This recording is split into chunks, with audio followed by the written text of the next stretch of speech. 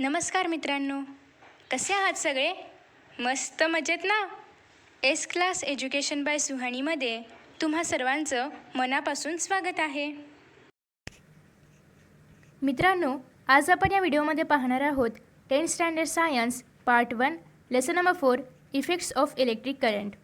तर या व्हिडिओमध्ये आज आपण सॉल्व्ड एक्झाम्पल्स पाहणार आहोत जे आहेत 50 आणि 51 पेजवरती. तर हे जे 4 सॉल्व्ड एक्झाम्पल्स आहेत ते आपण पाहणार आहोत आणि त्यानंतर आपण नेक्स्ट पार्ट कंटिन्यू करणार आहोत. सो फ्रेंड्स, याआधीचे तुम्ही जे व्हिडिओज पाहिले नसतील तर ते तुम्ही पाहू शकता. या ठिकाणी प्लेलिस्ट आहे, आय आयकॉनवर क्लिक करून तुम्ही ती प्लेलिस्ट पाहू शकता. So friends, let us start.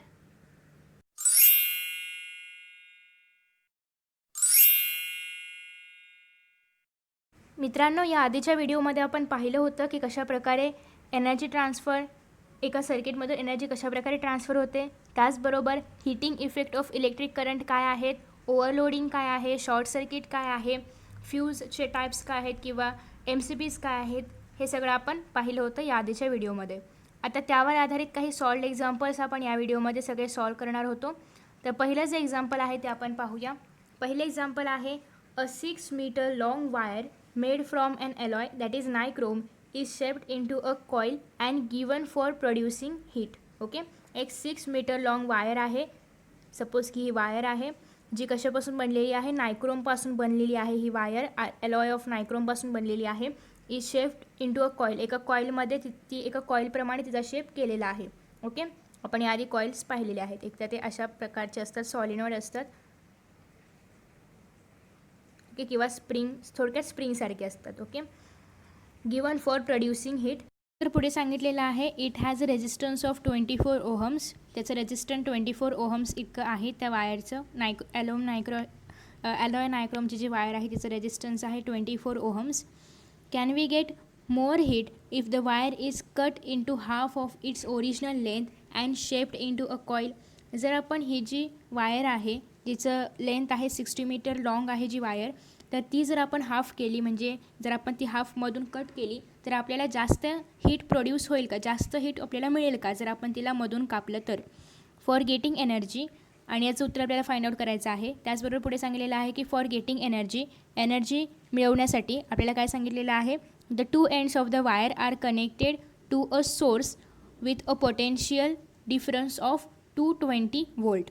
आता या ठिकाणी एनर्जी मिळवण्यासाठी काहीतरी इलेक्ट्रिसिटीचा सोर्स पाहिजे. तर या ठिकाणी जे 2 एंड्स आहेत वायरच्या, म्हणजे अशा प्रकारे ती कॉईल शेपमध्ये वायर आहे. ॲक्च्युली ते ड्रॉ करता येत नाही आहे, बट ती कॉईल शेपमध्ये आहे आणि ती या ठिकाणी एका सोर्सला अटॅच केलेली आहे. सपोज की आपण हा पकडूया की हा सोर्स जो आहे तर तो सेल आहे असं आपण सपोज करतो आहे. तर ह्याच्या ज्या 2 एंड्स आहेत त्या वायरच्या, तर या सोर्सला त्या कनेक्ट केलेल्या आहेत.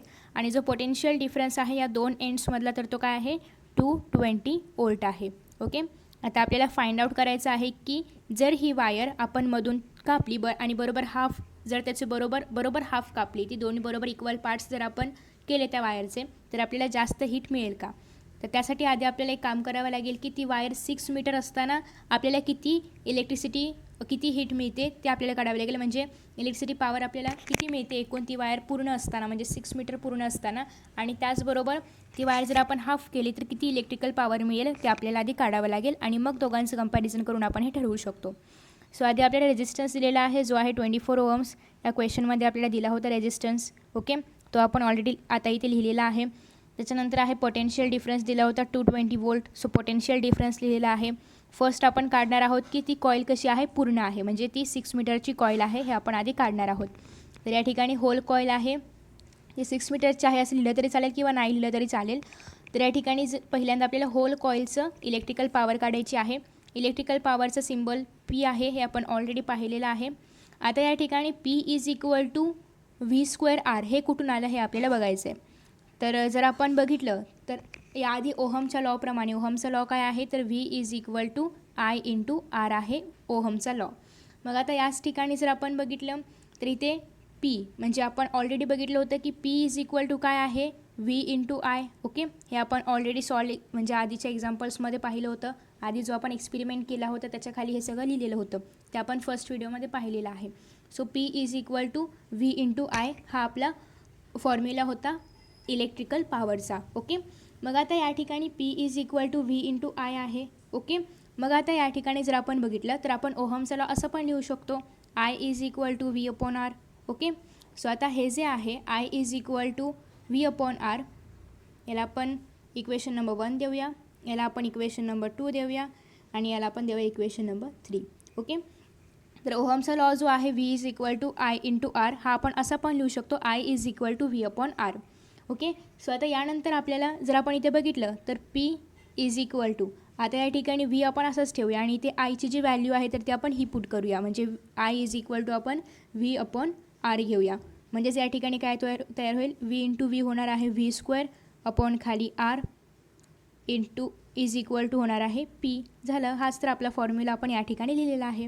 आपण पुन्हा एकदा पाहूया हा फॉर्म्युला.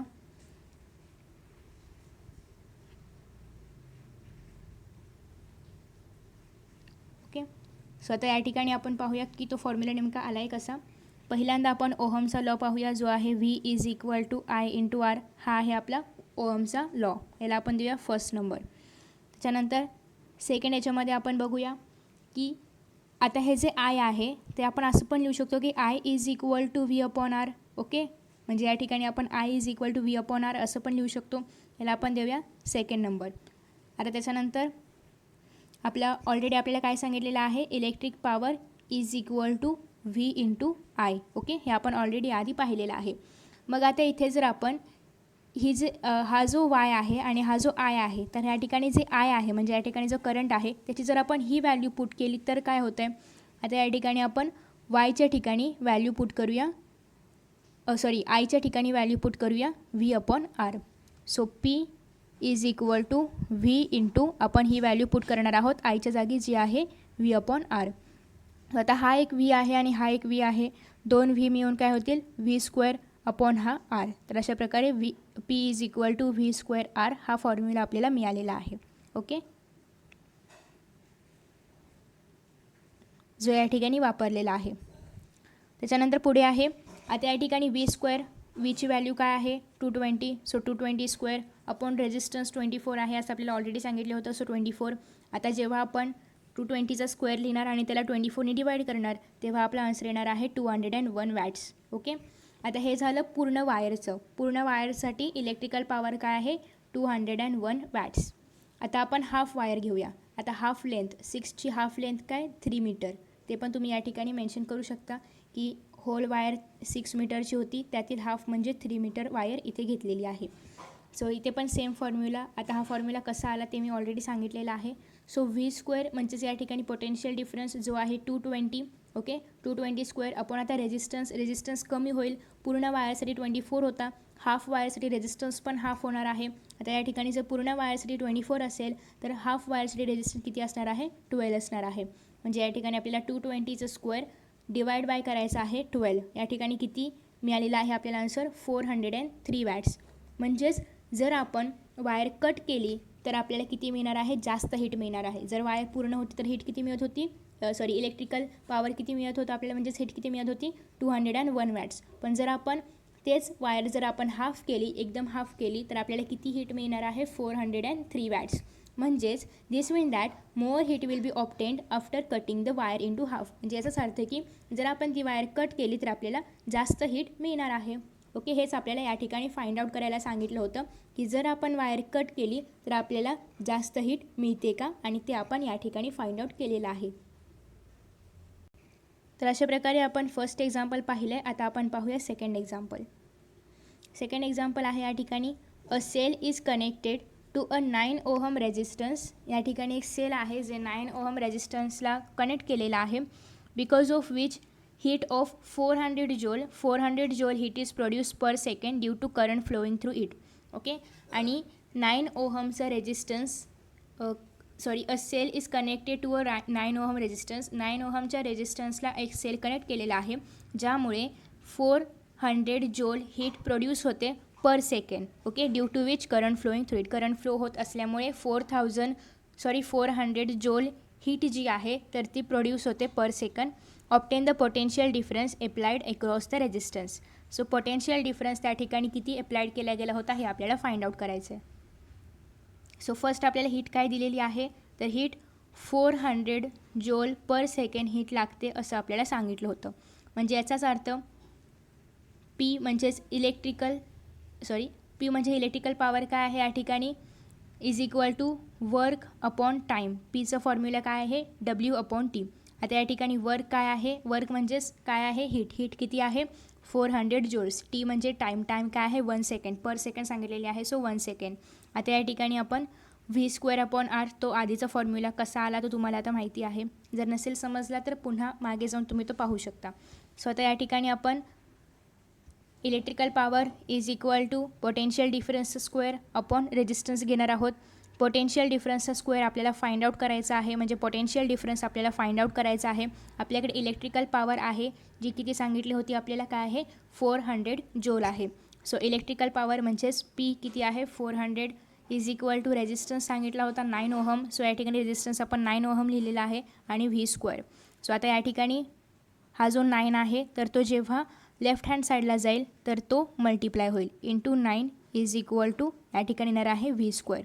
आता या ठिकाणी 4 इंटू 9 3 6 आणि हे वरचे 2 0 0 is equal to V square. या ठिकाणी जरा वेगळ्या मेथडनी केले, आपण इथे वेगळ्या मेथडनी करू शकतो किंवा या मेथडनी पण करू शकतो. याच मेथडनी करूया. या ठिकाणी डायरेक्ट व्हीचं स्क्वेअर आहे आणि इथे अशा प्रकारे आहे, तर हा स्क्वेअर जर आपल्याला रिमूव्ह करायचा असेल तर आपण दोन्ही पण साईडचं स्क्वेअर रूट घेतो, म्हणजे याला आपण याचं स्क्वेअर रूट आपण घेणार आणि याचं स्क्वेअर रूट आपण घेणार. आता या ठिकाणी जेव्हा आपण याचं स्क्वेअर रूट घेणार तेव्हा हा स्क्वेअर रिमूव्ह होणार आणि इथे फक्त व्ही राहणार. सो इथे फक्त व्ही आहे. याचं स्क्वेअर रूट या ठिकाणी घेतलेलं आहे 400चं स्क्वेअर रूट आहे 20 आणि 9चं स्क्वेअर रूट आहे 3. सो या ठिकाणी 20 इंटू 3 60 वोल्ट आलेला आहे पोटेन्शियल डिफरन्स, जो आपल्याला या ठिकाणी फाइंड आउट करायला सांगितला होता पोटेन्शियल डिफरन्स. ओके, जो आलेला आहे 60 वोल्ट. तर अशा प्रकारे हे आहे सेकंड एक्झाम्पल. आता आपण पाहूया थर्ड एक्झाम्पल. थर्ड एक्झाम्पल आहे an electric iron uses a power of 1100 watt.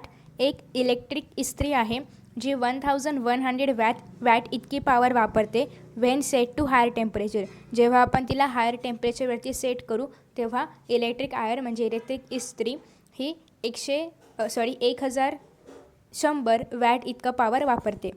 If set to lower temperature, जर आपण तिला लोअर टेम्परेचर कमी टेम्परेचरवरती सेट केलं तर इट युजेस 330 वॅट पॉवर, तर ती 330 वॅट पॉवर वापरते. Find out the electric current and the respective resistance for the two settings. तर या ठिकाणी आपल्याला दोघांमध्येही, म्हणजे पहिल्यांदा हायर टेम्परेचरवर असताना ती किती इलेक्ट्रिक करंट वापरते आणि लोअर टेम्परेचरवरती असताना ती किती इलेक्ट्रिक करंट वापरते हे फाइंड आउट करायचं आहे. त्याचबरोबर त्यांचे रेजिस्टन्स पण फाइंड आउट करायचे आहेत. म्हणजे फर्स्ट म्हणजे हायर टेम्परेचरच्या वेळेस किती रेजिस्टन्स होता आणि लोअर टेम्परेचरच्या वेळेस किती रेजिस्टन्स आहे हे पण आपल्याला फाइंड आउट करायचं आहे. आणि अजून एक सांगितलेलं आहे की the iron is connected to a potential difference that is 220 volt. तर या ठिकाणी पोटेन्शियल डिफरन्स किती आहे 220 वोल्ट आहे. ओके, तर आता या ठिकाणी पहिल्यांदा आपल्याला जे दिले ते आपण लिहून घेतो. तर पोटेन्शियल डिफरन्स आहे 220 वोल्ट. पॉवर या ठिकाणी आपल्याला सांगितलेलं आहे. पहिला ए म्हणजेच काय तर हाय टेम्परेचर असताना किती होती आणि बी म्हणजे लो टेम्परेचर असताना किती होती.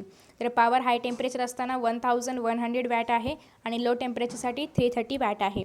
सो या ठिकाणी आपण आपला फॉर्म्युला वापरणार आहोत I is equal to P upon V. तर I is equal to P upon V म्हणजे काय करंट इज इक्वल टू या ठिकाणी काय आहे पी म्हणजे इलेक्ट्रिकल पॉवर. ओके, आणि अपॉन व्ही म्हणजे काय आहे पोटेन्शियल डिफरन्स. आता हा फॉर्म्युला नेमका आला कसा ते आपण पाहूया. तर या ठिकाणी आपण एक आधी फॉर्म्युला बघितला होता that is P is equal to V into I. मग याच ठिकाणी जेव्हा आपण आयची व्हॅल्यू काढायची असेल तेव्हा आयची value is equal to P upon V, हाच फॉर्म्युला आपण ट्रान्सफर करणार आहोत. तर आता या ठिकाणी I is equal to P upon V आहे. सो पी काय आहे या ठिकाणी पहिल्या कंडिशनसाठी हाय टेम्परेचरसाठी दॅट इज 1100 आणि व्ही काय आहे potential difference that is 220. Okay, so जेव्हा आता आपण हे डिवाइड करणार तर या ठिकाणी आपला आन्सर येणार आहे, म्हणजे या ठिकाणी 0 0 कट होतील. ओके, तर आता या ठिकाणी 11 2 जार घेऊ शकता तुम्ही, 11 10 जार, 2 1 जार 2, 2 5 जार 10. ओके, तर अशा प्रकारे या ठिकाणी 5A आलेला आहे करंट. तर या ठिकाणी 5A का लिहिलं आहे आपण, तर 5A म्हणजे 5 एम्पियर, जे आय म्हणजेच करंटचं युनिट आहे. सो या ठिकाणी 5 एम्पियर आलेला आहे आपला फर्स्ट कंडिशनसाठी म्हणजेच हाय टेम्परेचरचा करंट. त्याच्यानंतर सेकंड आहे की जर लो टेम्परेचर असेल तर लो टेम्परेचरसाठी पॉवर किती आहे 330 वॅट. ओके, सिम्पल फॉर्म्युला आहे, सेम फॉर्म्युला आहे जो आपण फर्स्ट कंडिशनसाठी वापरलेला आहे. फक्त या ठिकाणी पॉवरची व्हॅल्यू काय आहे 330 आहे. पोटेन्शियल डिफरन्स सेमच राहतो, दॅट इज 220. ओके, आता या ठिकाणी पण आपण जर हे सगळं व्हॅल्यूज वगैरे कट केल्या आणि जर डिवाईड केलं तर आपल्याला मिळणार आहे 1.5. म्हणजे या ठिकाणी 0 0 कट होईल, 11 2 जार, त्याच्यानंतर 11 3 जार, आता 2 1 जार 2, 2 1 जार 2.5. म्हणजे या ठिकाणी काय येणार आहे, सेकंड कंडिशनसाठी करंट आलेला आहे 1.5 एम्पियर. ओके, हा आहे सेकंड कंडिशनसाठी करंट. आता आपण करंट काढलेला आहे, आता आपल्याला रेजिस्टन्स फाइंड आउट करायचा आहे.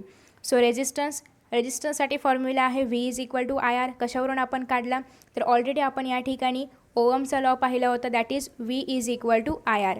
मग या ठिकाणी तेच आपण केलेलं आहे, हाच फॉर्म्युला आरसाठी ट्रान्सफर केलेला आहे, दॅट इज R=V/I. तर आता या ठिकाणी व्हीची व्हॅल्यू आपल्याकडे ऑलरेडी आहे 220. आपण पहिल्या कंडिशनसाठी आपण करंट फाइंड आउट केला होता जो होता 5 एम्पियर. सो या ठिकाणी 5 आपण लिहिलेला आहे. तर जेव्हा आपण 5ने 220ला डिवाईड करणार तर या ठिकाणी 5 1 जा 5, 5 4 जा 20, 5 4 जा 20. तर अशा प्रकारे 44 ओहम्स येणार आहे रेजिस्टन्स फर्स्ट कंडिशनसाठी, म्हणजेच हाय टेम्परेचरसाठी. त्याच्यानंतर सेकंड कंडिशन आहे की लो टेम्परेचर आहे. लो टेम्परेचरसाठी रेजिस्टन्स फॉर्म्युला सेमच येणार आहे, फक्त या ठिकाणी जे करंट आहे तर तो आहे 1.5. सिम्पल आपण जेव्हा याला डिवाईड करणार, आधी आपण डेसिमल पॉईंट काढण्यासाठी वरती 10ने जर आपण मल्टिप्लाय करूया, म्हणजे या ठिकाणी जर आपण 5ने पण डिवाईड करू शकतो किंवा डायरेक्ट 15ने पण डिवाईड करू शकतो. ओके, सो आपण इथे 5 3 जर 15 करूया, त्यानंतर या ठिकाणी 44 येईल. त्यानंतर जेव्हा आपण परत इथे 3ने जेव्हा आपण डिवाईड करणार तेव्हा आपला आन्सर येणार आहे 146 ओहम्स येणार आहे आपल्या रेजिस्टन्स सेकंड कंडिशनसाठी. ओके, तर अशा प्रकारे आपण हे पूर्ण एक्झाम्पल सॉल्व करणार आहोत. आय होप तुम्हाला समजलं असेल. खूप स्लोली आपण हे सगळं करतो आहे, त्याच्यामुळे तुम्हाला समजलं असेल. त्याच्यानंतर आहे फोर्थ एक्झाम्पल आहे an electric tungsten bulb is connected in to a home circuit. एक इलेक्ट्रिक टंगस्टन बल्ब या ठिकाणी घेतलेला आहे जो होम सर्किटवरती कनेक्ट केलेला आहे. The home circuit supply runs at 220 volt. Potential difference काय आहे 220 वोल्ट आहे. ओके, हे बाकीचं आपल्याला काही लक्षात नाही ठेवलं तरी चालेल. आपल्याला फक्त पोटेन्शियल डिफरन्स काय आहे, रेजिस्टन्स काय आहे, करंट काय आहे एवढंच लक्षात ठेवण्याची गरज आहे. ओके, हे बाकीचं फक्त प्रश्न मोठा दिसायला पाहिजे, घाबरवायला पाहिजे मुलांना, यासाठी दिलेलं असतं. या ठिकाणी पोटेन्शियल डिफरन्स आहे 220 वोल्ट. वेन स्विच्ड ऑन, जेव्हा आपण स्विच ऑन करणार, a current of 0.45 ampere flows through the bulb. जेव्हा आपण स्विच ऑन करणार तेव्हा त्यातून करंट फ्लो होणार आहे जो असणार आहे 0.45 एम्पियरचा. Okay, what must be power, त्या बल्बची पॉवर काय असायला पाहिजे, म्हणजेच पी काय असायला पाहिजे. ओके, म्हणजे आपल्याला या ठिकाणी काय काढायचं आहे, एकतर आपल्याला या ठिकाणी पहिल्यांदा काय काढायचं आहे, पी काढायचं आहे. ओके, म्हणजेच इलेक्ट्रिकल पॉवर काय असायला पाहिजे हे काढायचं आहे. इफ इट इज ओके, पहिल्या कंडिशनमध्ये आपण काय फाइंड आउट करणार आहोत, पी फाइंड आउट करणार आहोत.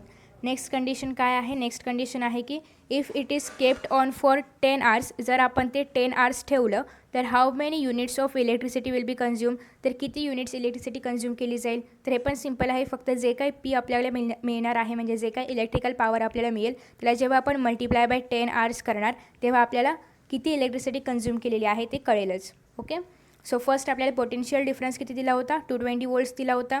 करंट किती दिला होता, that is 0.45 ampere, 45 ampere. Okay, so first आपल्याला काय फाइंड आउट करायचं आहे, पॉवर फाइंड आउट करायचं आहे.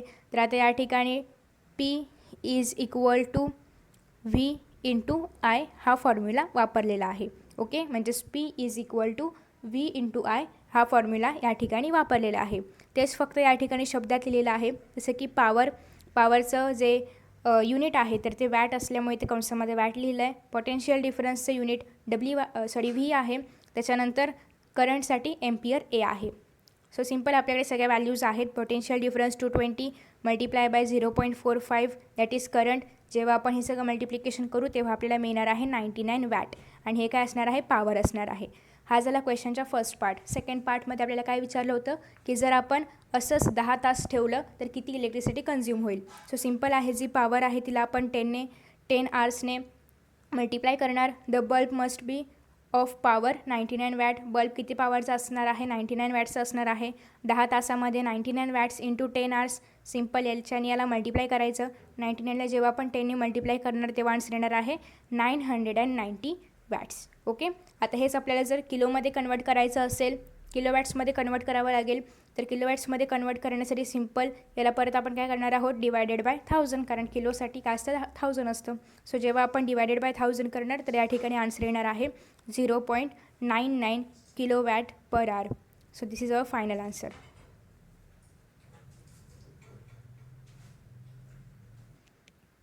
मित्रांनो, अशा प्रकारे आज आपण या व्हिडिओमध्ये हे सगळे 4ही सॉल्व्ड एक्झाम्पल्स पाहिलेले आहेत आणि नेक्स्ट व्हिडिओमध्ये आपण नेक्स्ट टॉपिक सुरू करणार आहोत, जो आहे magnetic effect of electric current. मित्रांनो, तुम्हाला जर हा व्हिडिओ आवडला असेल ना तर नक्कीच व्हिडिओला लाईक करा, शेअर करा. त्याचबरोबर यांसारखे नवनवीन व्हिडिओज पाहण्यासाठी चॅनलला सबस्क्राईब करा आणि नोटिफिकेशन बेल आयकॉनवर क्लिक करा. म्हणजेच मी जेव्हा जेव्हा यांसारखे नवनवीन व्हिडिओज अपलोड करेन तेव्हा तेव्हा तुम्हाला त्याचं नोटिफिकेशन मिळत राहील. मित्रांनो, असेच छान छान आणि मस्त मस्त व्हिडिओ या चॅनलवरती अवेलेबल आहेत. त्याचबरोबर 10th स्टँडर्डच्या सर्व विषयांचे व्हिडिओज देखील अवेलेबल आहेत आणि हे सगळे व्हिडिओज पाहण्यासाठी डिस्क्रिप्शन बॉक्समध्ये ज्या लिंक्स दिलेल्या आहेत त्यावर तुम्ही क्लिक करून हे सगळे व्हिडिओज पाहू शकता. चला तर मित्रांनो, आता या ठिकाणी आपण इथेच विश्रांती घेऊया. पुन्हा भेटूया नवीन पाठासोबत, नवीन व्हिडिओसोबत, नवीन टॉपिकसोबत. तोपर्यंत पाहत रहा S class education by Suhani, तेही सुहानी सूर्यवंशी या चॅनलवरती. So friends, thank you so much for watching this video. See you in next video.